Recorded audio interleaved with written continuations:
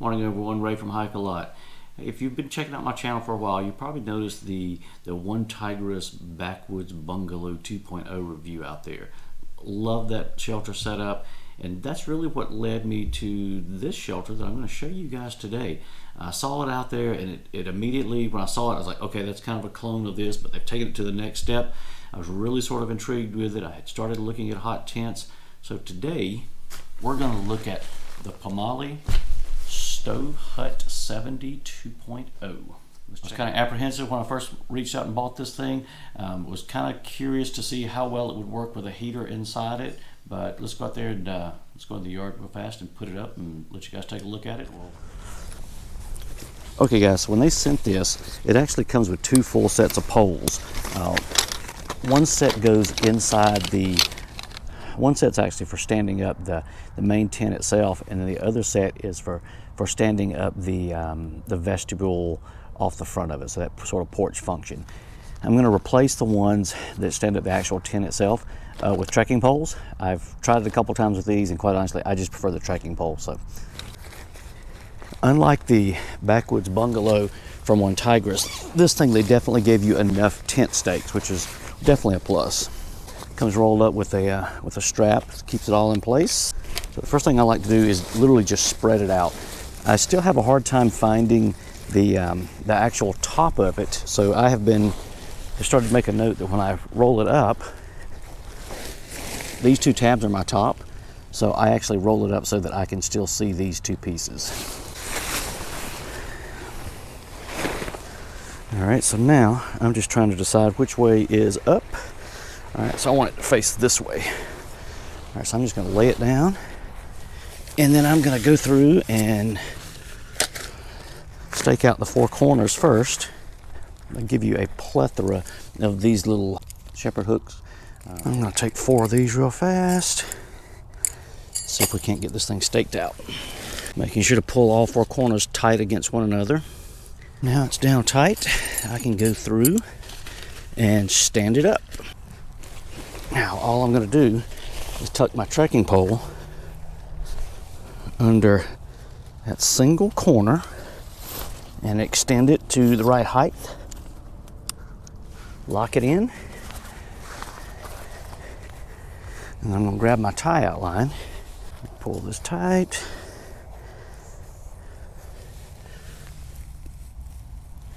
Get it staked out. I'm going to do the same thing on the other side. This is the side with the actual vestibule for the heater. So it looks a little bit different than the other one when you get in here.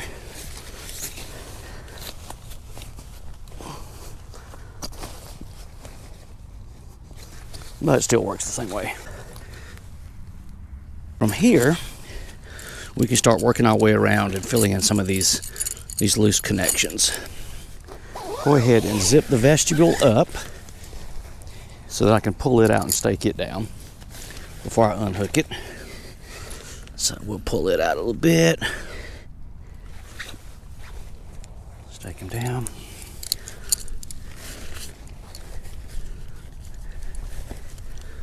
Pull this one out.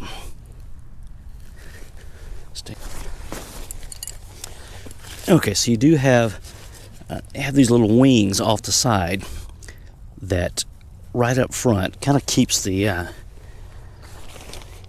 everything from blowing in on top of you.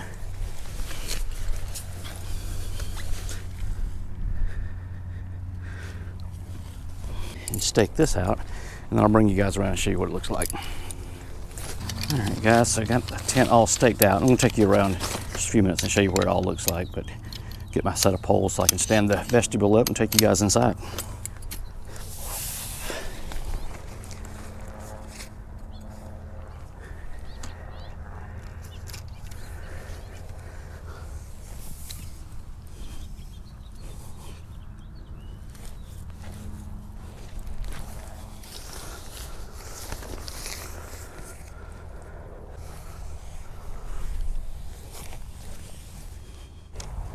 Okay guys, to give you a quick tour around, there is one more tent stake where I could stake this out if I wanted to, but I kind of like this flat out look. So these are the little gusseted wings I was talking about on the side. keeps the airflow blowing in on you. This is going to be the side, the vestibule where the actual stove goes. We'll talk about that in just a moment. This is the piece you guys missed earlier. It's a staking out on this side. So you have one big guy line up at the top, pulls the base of the tent out, and then you'll notice down across the bottom here, you've got 3 tie outs in addition to wings off the back over here keeping the wind out. And I'm going to show you inside what that's for. And on this far side over here, one without the awning, you do actually have a door. Ooh, this thing's dirty already. You have a door right here that you can go inside. Honestly, I haven't used this door at all. It's got netting in there as well. I've just been coming in and out of the front of it. Bug netting inside, kind of all the way around. Get inside and show you. This thing is huge in there. It's plenty of room for 2 actual full-size pads. Okay, so once you get inside, down across this back side here, in addition to being able to open the doors up on the back, you do have a pretty good sized vent.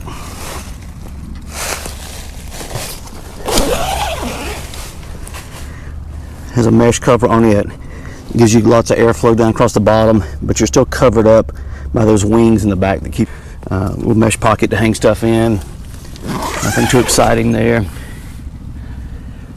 Up at the top, you do have hang points to roll up the bug netting if you want to. On the corners, little hangers for your lights. At least that's what I've been putting up there. And then this is the vestibule that goes out into, the doorway that goes out into the vestibule where you put your heater.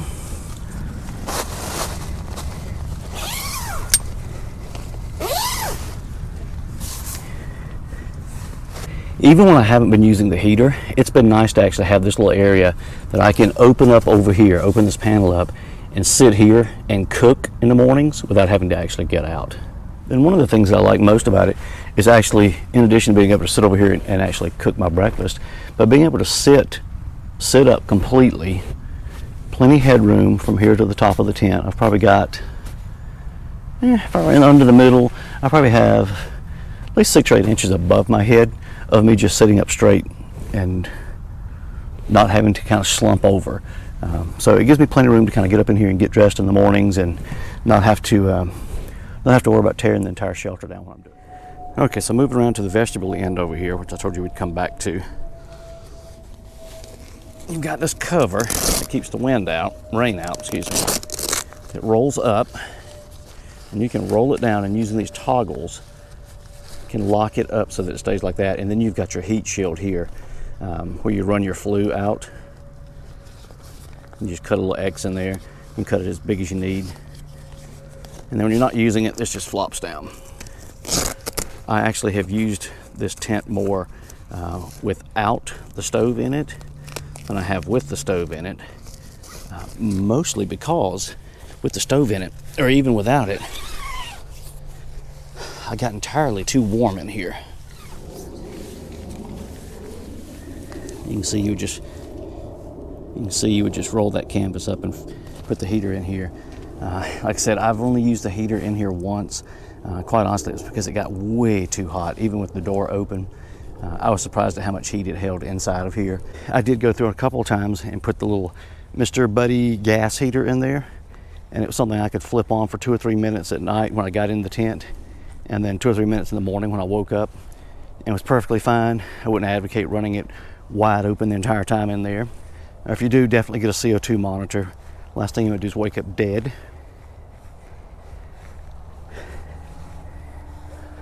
But all in all, so far, it's been a solid little tent, and it was way bigger than I expected it to be. So one thing that I failed to tell you guys about my issues with heating in here, my canister stove, I think, is entirely too large for this setup.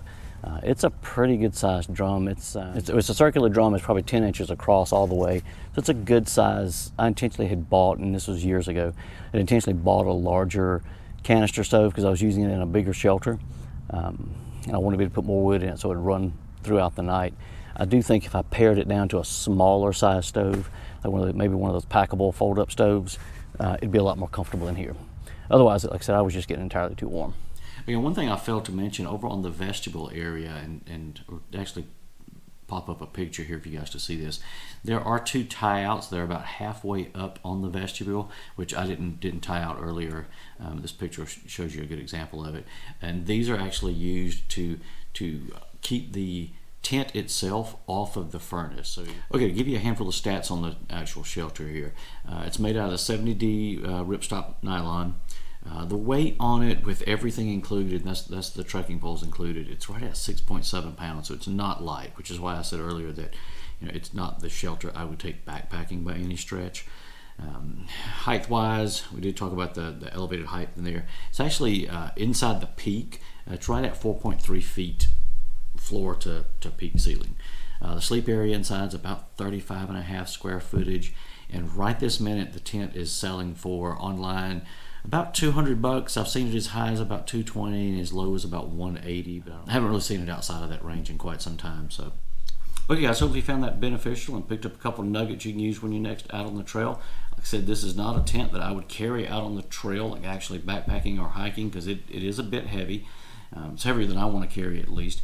But then having said that, if you're just doing a short hike in and doing some camping and it's cold weather and you really want to keep the heat in there, I've been pleased so far. I'm kind of digging it right now. So it's working for my little short camping and hikes and stuff like that. So as always, if you guys are out there on the trail right now, just remember, left foot, right foot, repeat. We'll see you guys soon.